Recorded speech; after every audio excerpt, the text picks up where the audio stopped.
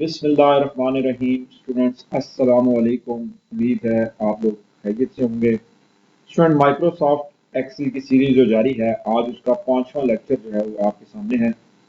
गुज़श्ता lecture के and में हमने ये देखा था कि फंक्शन और फार्मूलाज जो क्या होते हैं, किस तरह इस्तेमाल होते हैं। दो फंक्शन हमने जो पढ़े थे, एक सम का फंक्शन और दूसरा प्रोडक्ट का फंक्शन।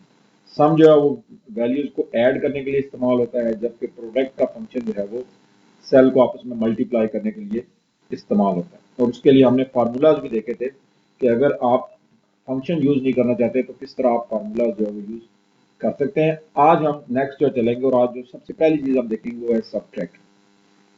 स्टूडेंट, सब्ट्रैक्ट जो करने के लिए एज सच हमारे पास कोई फंक्शन मौजूद नहीं है, तो हम इसका फार्मूला बनाते हैं। और फार्मूला क्या होता है, इज इक्वल टू, और उसके बाद एक सेल, और आप कीबोर्ड से माइनस की दबाते हैं और फिर दूसरे सेल के ऊपर जो क्लिक करते हैं, तो यू सेल माइनस सेल जो है वो क्या बनता है, सब्ट्रैक्ट जो करने के लिए इस्तेमाल होता है। यानी एक वैल्यू में से दूसरी वैल्यू को माइनस जो करने के लिए। अब मैं आपको ये परफॉर्म करके दिखाता हूँ।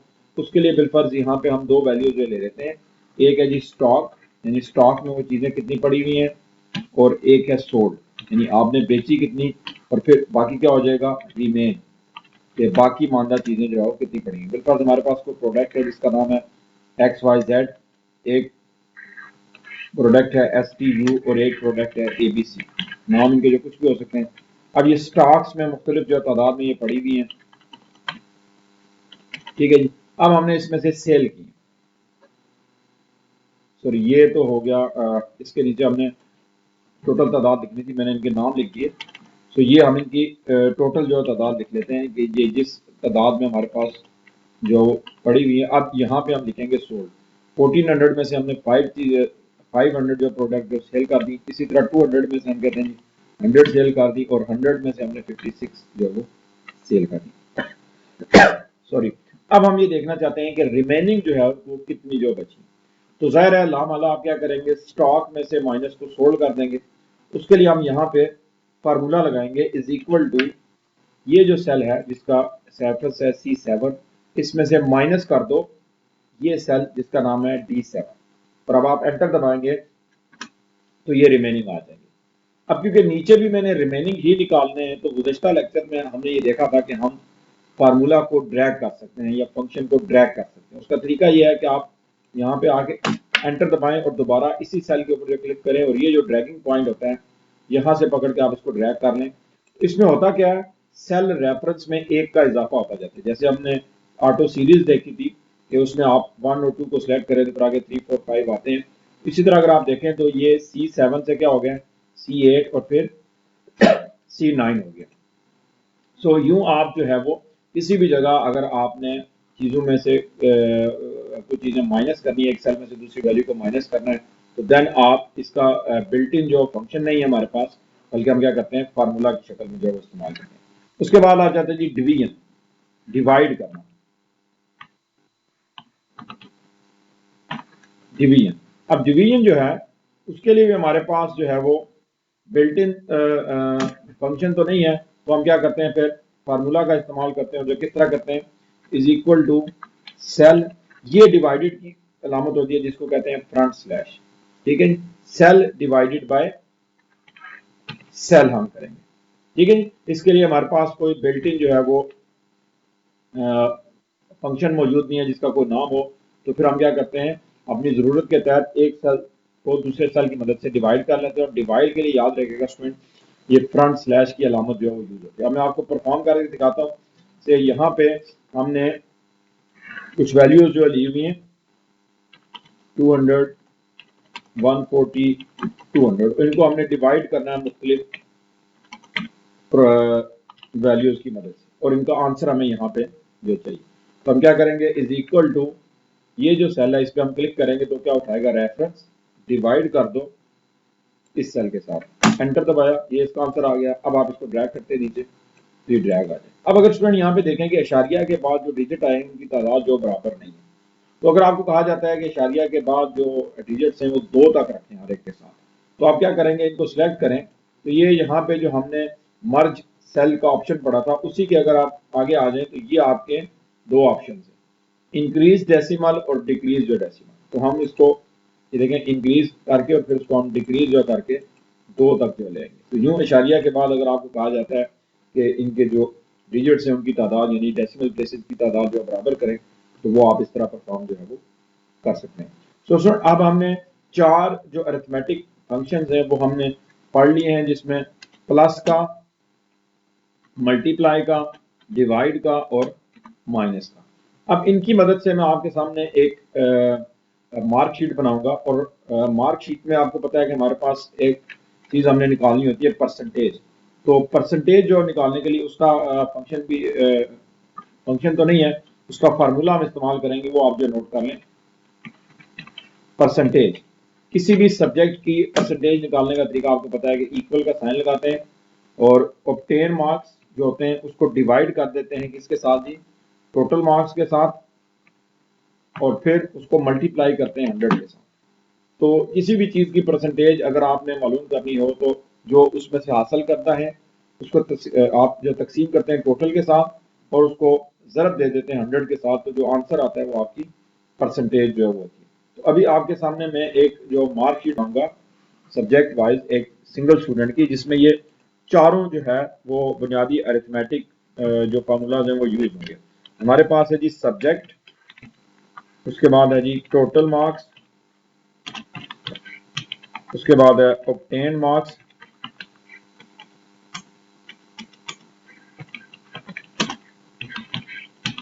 फिर आपकी आगे जी परसेंटेज। अब इसको मुझे कहा जाता है कि इसमें वैल्यूज एंटर करें और फार्मूलाज की मदद से आपने ये चीजें जो फाइंड आउट करें। तो हम मुख्तलिफ सब्जेक्ट जो लिख लेते हैं।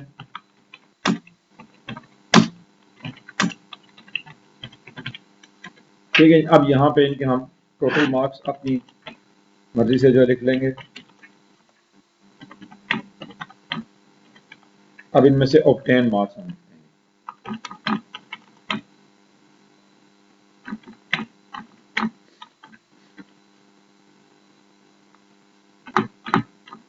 अब आ जाते हैं यहाँ पे आपने निकालना है जी टोटल। यहाँ पे हम लिखते हैं टोटल।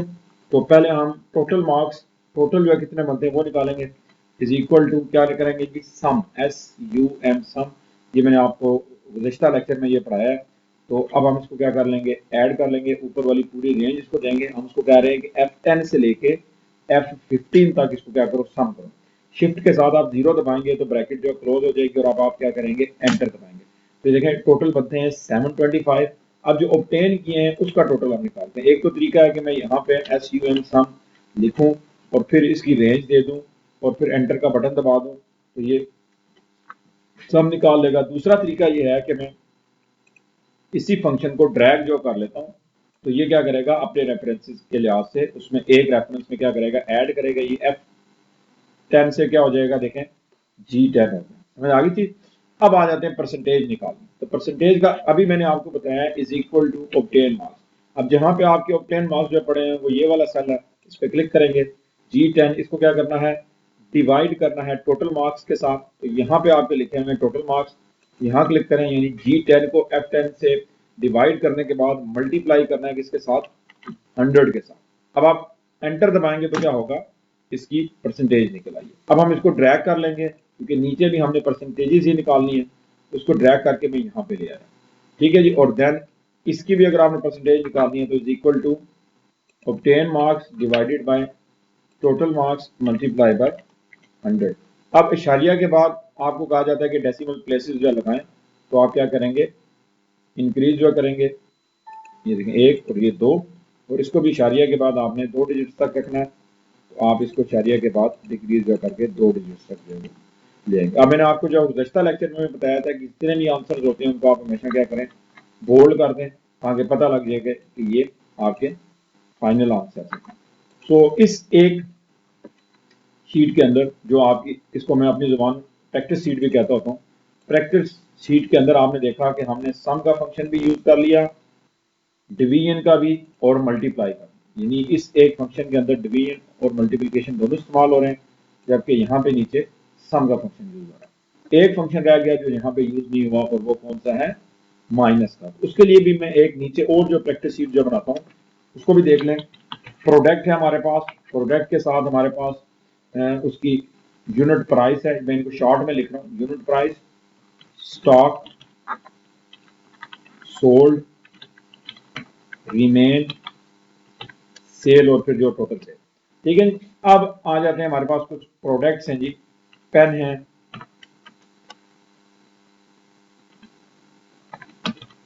पेप्सी है, ठीक है जी, राइस है और इस तरह की और बहुत सी चीजें XYZ है। अब इनकी यूनिट प्राइस हम लिखते हैं जी 25, 100, 150 और से इसकी जो प्राइस जो 45। अब स्टॉक में चीजें जो कितनी पड़ी हुई, बिल्कुल हम कहते हैं जी 1500 ये पड़े हुए हैं, 800 ये हैं, 900 ये है और 750 ये। अब सोल्ड जो है वो ज़ाहिर है स्टॉक से, स्टॉक के बराबर होंगे या स्टॉक से जो कम हो सकते हैं, स्टॉक से ज्यादा आप चीजें जो सोल्ड नहीं कर सकते। तो हम कहते हैं जी 400 ये सेल हुआ, 200 ये सेल हुआ, 45 ये सेल हुए और ये हम कहते हैं जी 32 सेल हुए। अब रिमेन जो है वो आप जो किस तरह निकालेंगे जी, हाँ जी, स्टॉक में से माइनस क्या करेंगे, सोल्ड, तो इज इक्वल टू ये स्टॉक वाला सेल है और इसमें से आप क्या करेंगे, माइनस करेंगे सोल्ड को, तो क्या आ जाएंगे, रिमेन। अब ये रिमेन आपका जो स्टॉक में पड़ा हुआ ये वो आ गया। अब आपने निकालनी है सेल, तो सेल कैसे निकलेगी भला, जी हाँ, यूनिट प्राइस को जितनी चीजें हमने सेल की उसके साथ क्या करेंगे, मल्टीप्लाई कर देंगे। तो इज इक्वल टू पेन की यूनिट प्राइस मल्टीप्लाई बाय जितने हमने सेल किए, 400 वाले जो सेल, एंटर दबाया, ये इसकी सेल आ गई। अब इसको ड्रैग करें नीचे यहां तक। अब हमने निकालनी है जी टोटल सेल, ठीक है, क्या निकालनी है, टोटल सेल। तो उसके लिए आप क्या करेंगे भला, इज इक्वल टू सम का फंक्शन, ठीक है जी, और ये आपने इसको रेंज दे दी और ये आ गई आपकी टोटल सेल। सो इसमें हमने मल्टीप्लाई, माइनस, ठीक है जी, और सम का फंक्शन जो यूज कर लिया इस प्रैक्टिस शीट के अंदर। तो आप भी इन दो प्रैक्टिस शीट को प्रैक्टिस जो करें, तो इससे क्या होगा कि जो बुनियादी आपके जो 4 फंक्शंस हैं जो कि तकरीबन हर जगह यूज होते हैं स्टूडेंट, प्लस, माइनस, डिवाइड और मल्टीप्लाई, हर जगह पे आपको इनकी जरूरत जो पड़ेगी, तो उससे आपकी प्रैक्टिस जो कदरे जो है वो बेहतर हो जाएगी इन फंक्शंस के हवाले से। नेक्स्ट जो चलते हैं जी, नेक्स्ट जो आज दो फंक्शन में आपको जो पढ़ाऊंगा, दोनों जो फंक्शन है, एक का नाम है मैक्स, ठीक है जी, ये क्यों इस्तेमाल होता है, this function is used to find the largest number in given range of numbers।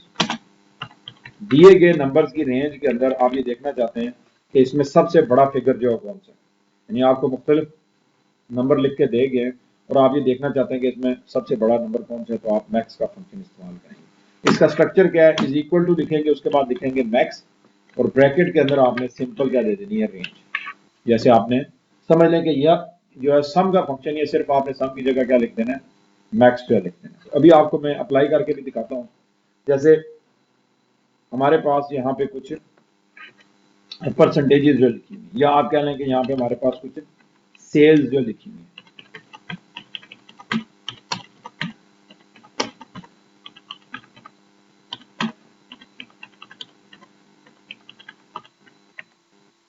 हम ये देखना चाहते हैं, अब ये तो है 4-5 वैल्यू सिर्फ।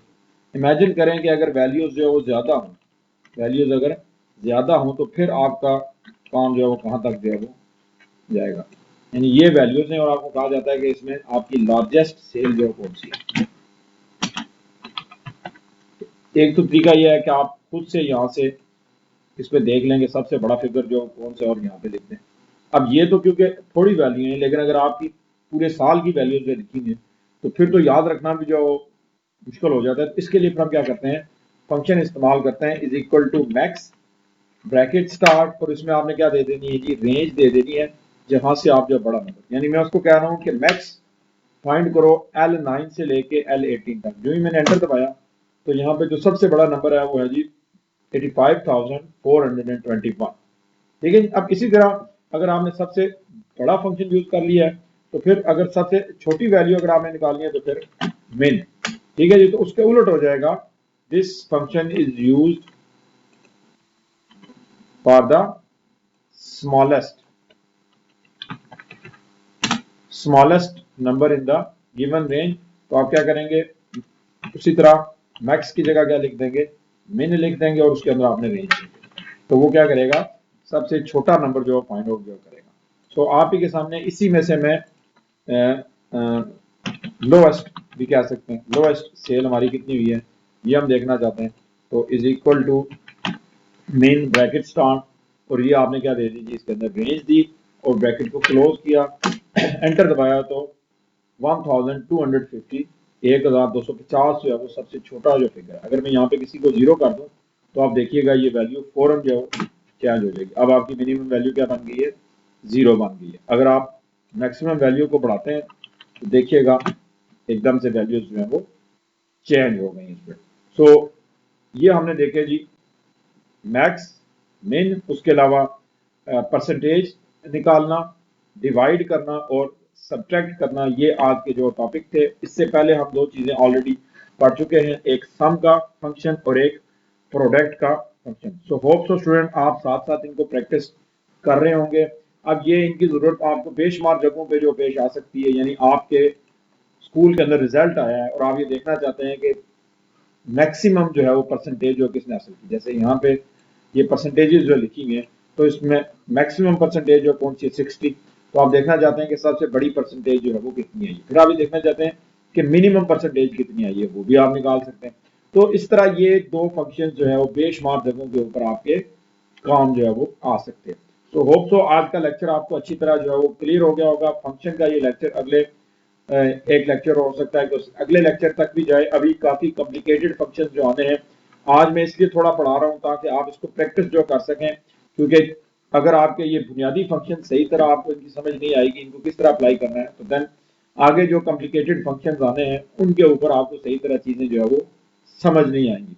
सो इस लेक्चर को अगर आपके पास घर में कंप्यूटर है तो जरूर परफॉर्म करें। अगर कोई भी आपका क्वेश्चन है तो वो आप एनी टाइम कमेंट्स में नीचे जो पूछ सकते हैं। आई ट्राई माई बेस्ट कि उसी वक्त आपको उसका आंसर किया जाए ताकि आपकी प्रैक्टिस जो हो रही है वो आपको सही तरह जो समझ भी आए। दुआओं में याद रखिएगा।